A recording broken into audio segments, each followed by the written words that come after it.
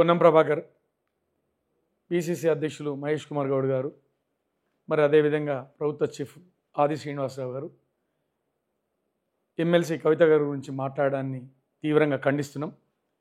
మరి ఈరోజు ఆది శ్రీనివాస్ గారు అంటారు, అసలు నీకు బీసీ ఉద్యమానికి సంబంధం ఏంది అంటారు.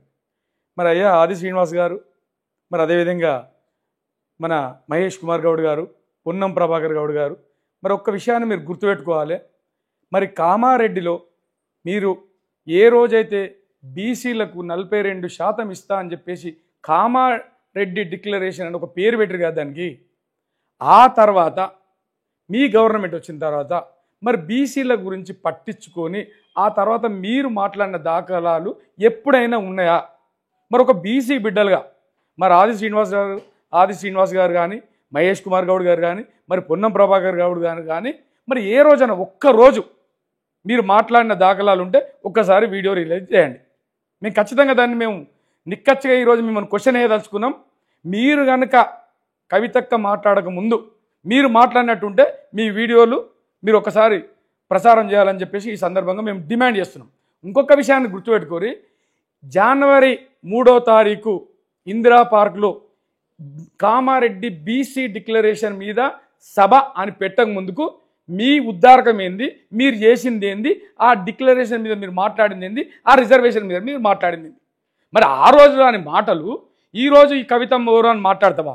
మరి బీసీ రౌండ్ టేబుల్ సమావేశాలు మాట్లాడినప్పుడు, మరి ఇందిరా పార్క్ దగ్గర బీసీ సభలు పెట్టినప్పుడు, మరి అక్కడ బీసీ సభలు సమావేశాలు ఏర్పరిచినప్పుడు, మరి కామారెడ్డి బీసీ డిక్లరేషన్ ఏదైతే ఉందో దాన్ని ఇంప్లిమెంట్ చేయాలన్నప్పుడు మరి ఆ రోజు గుర్తు రాలేదా నీకు కవితమ్మ ఎవరు అనేది? మరి ఆ రోజు నువ్వు బీసీవి కదా, మరి నువ్వేం పొడిచినావో చెప్పాలా? మరి ఇప్పుడు మీరు ముగ్గురు బీసీ నాయకులు కదా, నిజంగా ఒక్కసారి మీ గుండె మీద చేసుకొని ఒక్క విషయాన్ని ఆలోచించండి. గత ప్రభుత్వంలో బీసీలకు 53% బీసీలు ఉంటే ఈ రాష్ట్రంలో మరి 46% ఎట్లొచ్చిర్రో, మరి దీంట్లో మరి దాదాపు 7% బీసీలు ఎట్లా తగ్గిర్రు, మరి ఓసీలు 7 నుండి 8% ఎట్లా పెరిగిరు అనే విషయాన్ని ఇట్లా బీసీ బిడ్డలుగా ఈ సమాజానికి చెప్పాల్సిన అవసరం ఇట్లా ఎంతైనా ఉందని చెప్పి ఈ సందర్భంగా తెలియజేసుకుంటున్నాం. మీరు ఇంకొక విషయాన్ని గుర్తుపెట్టుకోవాలి, మీరు అనే ముందు నిజంగా మీరేం చేసిరో ఒకసారి చెప్పండి. కవితక్క ఈరోజు ఖచ్చితంగా ఈ రాష్ట్ర ప్రజలు, ఈ రాష్ట్రంలో ఉన్న మన బీజేపీ వాళ్ళు కానీ, కాంగ్రెస్ వాళ్ళు కానీ కవితక్క విజయాన్ని ఓర్చుకోలేక ఈర్షతోని మాట్లాడుతూనే తప్ప ఈరోజు ఖచ్చితంగా బీసీ బిల్లు విజయం ఖచ్చితంగా కవితక్క విజయమే. ఈరోజు ఎవరు మాట్లాడలే, ఈవెన్ బీసీ సంఘాలు ఇట్లా మాట్లాడిన టైంలో కవితక్క మాత్రమే బీసీల గురించి మాట్లాడింది. మీ హక్కులను మీరు ఎట్లా కాపాడుకోవాలి అని చెప్పేసి బీసీ సంఘాలను నిజంగా బీసీ సంఘాల్లో ప్రోత్సహించి వాళ్ళు పోరాటం చేసేటట్టుగా వాళ్ళని ఎంకరేజ్ చేసినటువంటి వ్యక్తి ఇట్లా కవితక్క గారైన సంగతి మర్చిపోవద్దు.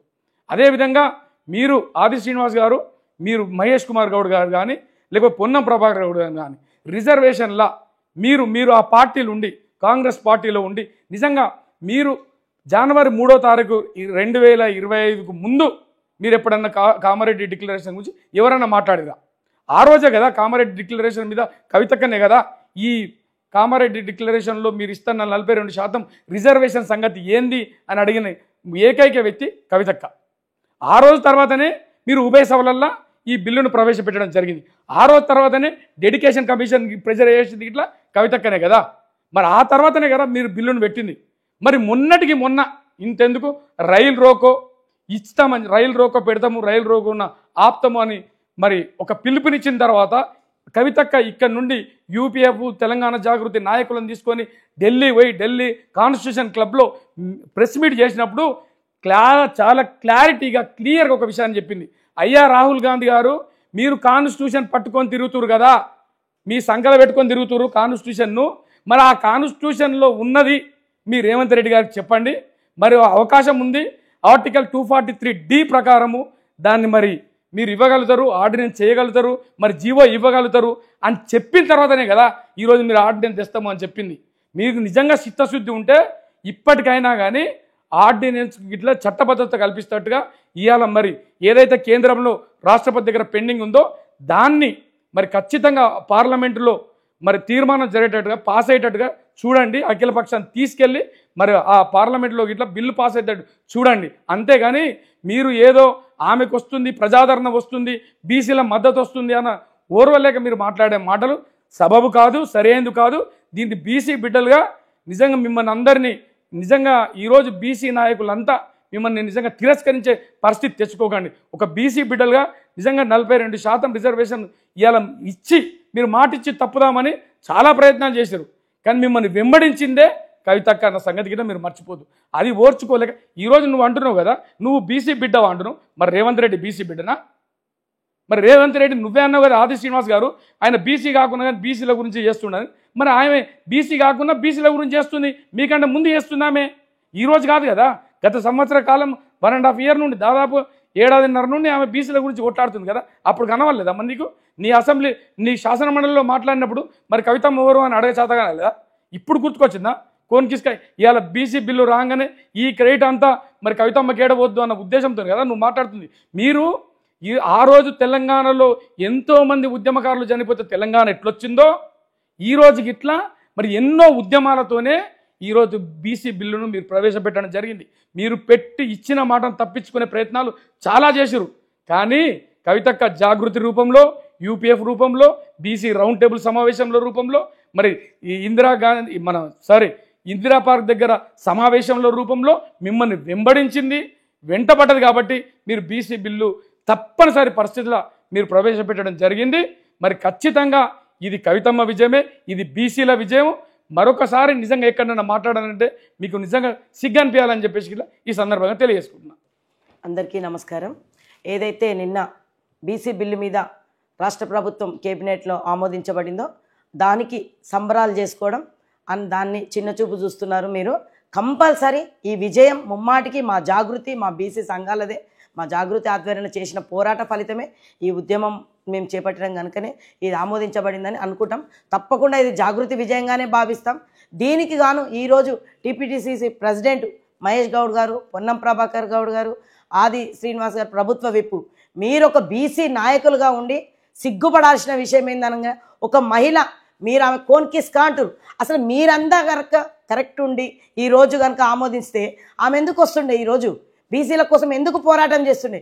అనేక ఉద్యమాలతోటి ఆనాడే బతుకమ్మను ఎత్తుకొని తెలంగాణ ఉద్యమంలో ప్రపంచానికే విశ్వవ్యాప్తం చేసిన మా కవితక్కని కోన్కిస్కా అనే దమ్ము నీకెక్కడిది? అసలు నువ్వు కోన్కిస్కా గాడు అయ్యుండి ఏనాడన్నా ఉద్యమంలో ఉన్నవా?